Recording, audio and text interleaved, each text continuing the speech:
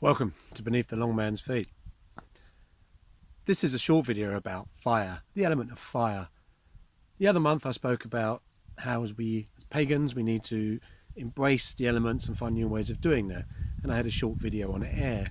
So continuing that theme, let's talk about fire. Now when we as pagans talk about fire, the first thing we think of, I think, is the sun in the sky. It gives us heat, it gives us light every single day.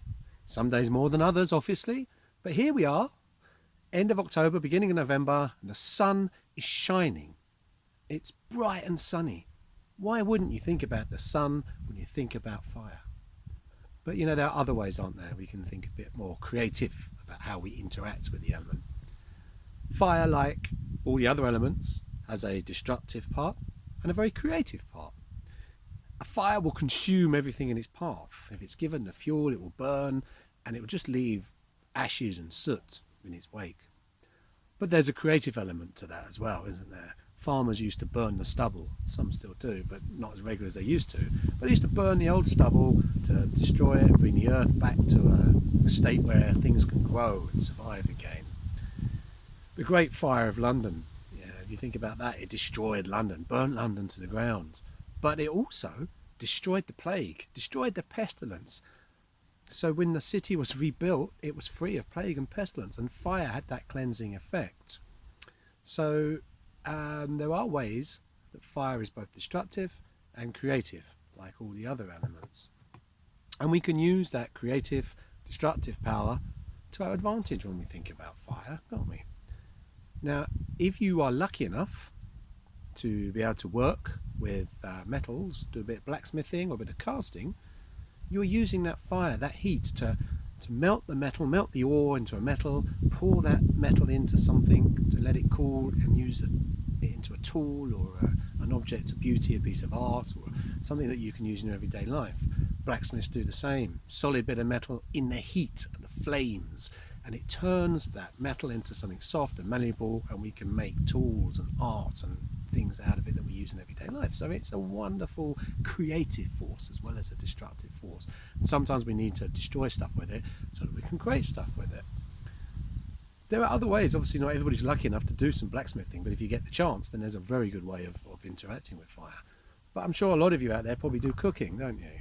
And if you cook and you use a gas hob or a barbecue, you're using fire to create stuff. You're using fire to change those raw ingredients into some culinary masterpiece that you like to share with everybody else. So electricity maybe not as much, but it's still heat of fire, but certainly if you use gas and barbecues, you can do it that way.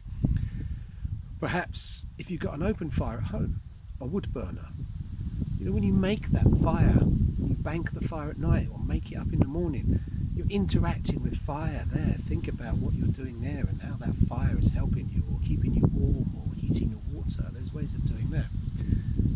Maybe you go to lots of camps, maybe not this time of year perhaps, but when you do, you sit around a campfire often. And there is no greater companionship in my mind than sitting around an open fire, a campfire. That's kind of the passion element, if you like, in a sense. It's not all about love and passion, but that community element of sitting around an open fire is this kind of thing you don't get anywhere else, isn't it? So you're using fire in that way as a community thing. And if you are the person who keeps that fire going or builds those fires on the course of a season, then your element of fire is there, isn't it? Obviously you're working, you're interacting with that straight away. So there are many different ways. Perhaps lighting a candle. Well, that doesn't seem like fire, does it? But if you light a candle every night or ever so often, that's a flame, it's fire, and to remember things, to forget things, whatever you want to do with it. Maybe it's a lantern to call people to you, so you light the candle in a lantern, just light it in your altar while you say something, remember something. You're interacting with the element of fire in a small way, but it's still elemental energy that you're building up there. Now, I'm very lucky in that sense that I live in East Sussex, and in Sussex we have a bonfire tradition. Now, many of you will have bonfires and fireworks displays around November. It's an English tradition, not a Sussex tradition. But obviously down here in Sussex, there is this season where it starts in September and goes through to end of November, where all the villages and towns have a bonfire event where people come and join them. and there's dressing up, and there's noise and colour, and people walk through the streets with flaming torches in a fiery procession to their fireside, and they light the bonfire with those torches, and they all stand in the bonfire, their prayers, their community, and then there's massive firework display afterwards. And then next week they go on to the next bonfire society. Obviously Lewes in East Sussex is one of the biggest, probably the biggest, which I'm very, privileged to be part of. I'm part of the Pentacle Drummers. We go there, we drum there, so I'm part of it. But I go to all these other bonfires as well, and it is such an elemental feeling walking in a procession of torches, flaming torches. I've often looked ahead of me and behind me in those processions, and it's a river of flame is the way I can describe it. And that is a short video after this one, which is from Isfield and Little Horsted bonfire, which kind of gives a feeling of the torches as they come into the bonfire site before the bonfire is lit, and then the crackers as the bonfire goes up. I couldn't really get much of Lewes because I was so busy and it's so mad and so mental. I didn't get much chance to get decent shots and stop and do a little video. But I hope you enjoy the short video after this one, and I hope you enjoy looking at new ways of interacting, I should say, with fire, rather than just the beautiful sunny days that we get. Because in the winter, the beautiful sunny days are fewer and far between. It becomes a lot harder to think of fire as the sun in those days.